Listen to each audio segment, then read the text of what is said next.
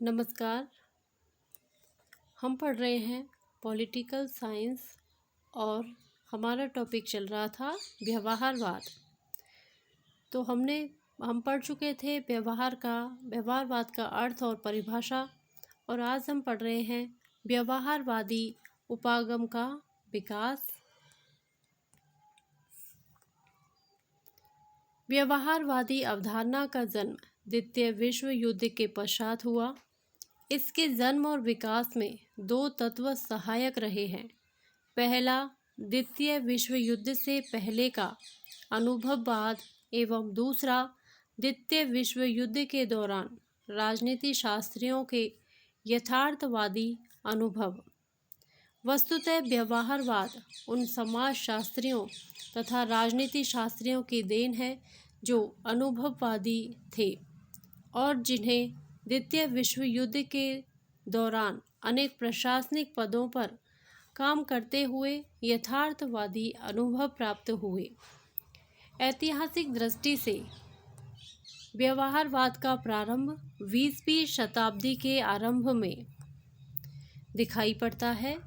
सन 1908 में प्रकाशित ग्राहम बालेस की पुस्तक ह्यूमन नेचर इन पॉलिटिक्स तथा A.F. बेंटले की पुस्तक द प्रोसेस ऑफ गवर्नमेंट। तो ग्राहम बालेस की पुस्तक का नाम है ह्यूमन नेचर इन पॉलिटिक्स और A.F. बेंटले की पुस्तक का नाम है द प्रोसेस ऑफ गवर्नमेंट का इस संदर्भ में विशेष उल्लेख किया जाता है। दोनों ही विद्वानों ने राजनीति विज्ञान में संस्थाओं के अध्ययन एवं विश्लेषण के आधार पर राजनीतिक निष्कर्ष निकालने का विरोध किया। वालेस का मानना था कि राजनीति विज्ञान का अध्ययन संस्थाओं के प्रसंग में नहीं बल्कि मानव के व्यवहार के प्रसंग में किया जाना चाहिए। बेंटले का मत था कि राजनीति के अध्ययन में सामाजिक समूहों की शासन के प्रति प्रतिक्रियाओं को स्थान दिया जाना चाहिए। व्यवहारवाद के विकास में 1925 में प्रकाशित चार्ल्स मेरियम की पुस्तक new aspects of politics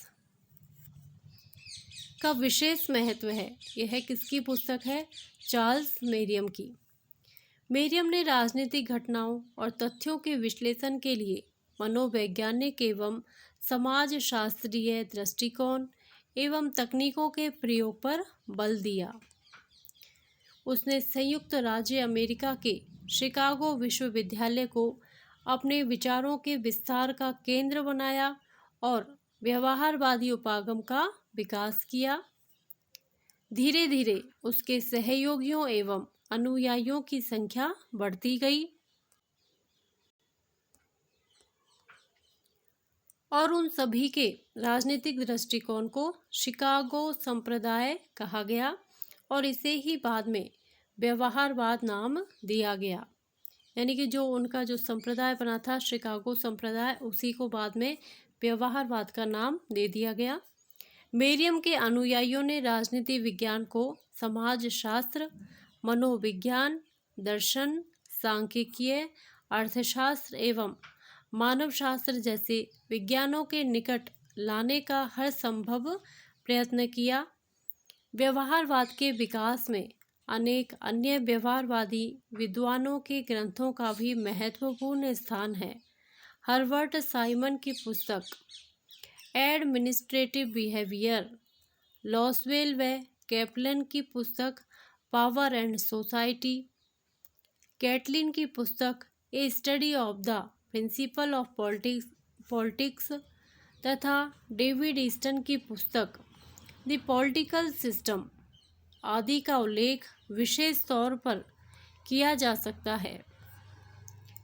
Chicago विश्वविद्यालय के 3 विद्वान P.V. स्मिथ, चार्ल्स मेरियम तथा हेराल्ड लासवेल को व्यवहारवादी उपागम का संस्थापक कहा जाता है। मेरियम तथा लावेल के बाद David Easton, almond, हालमेन, Karl Deutsche तथा एडवर्ड शिल्स आदि ने व्यवहारवादी अध्ययन को आगे बढ़ाया। तो संस्थापक तो थे इसके PV Smith, Charles मेरियम, Herald Lasswell, ये कौन थे? संस्थापक। लेकिन इसका जो विकास किया था, जो आगे बढ़ाने का काम, फैलाने का काम किया था, वो मेरियम और लॉवेल के बाद, यानी कि मेरियम और लॉवेल, ये लासवेल है, लासवेल के बाद किया था डेविड ईस्टन ने, आमंड हॉलमेल ने, कार्ल डायच और एडवर्ड शिल्स। इन चारों ने इसके विकास पे ध्यान दिया। धन्यवाद। यदि आपको यह वीडियो अच्छा लगा हो तो प्लीज़ मेरे वीडियो को लाइक करें, शेयर करें और मेरे चैनल को सब्सक्राइब करें। Thank you.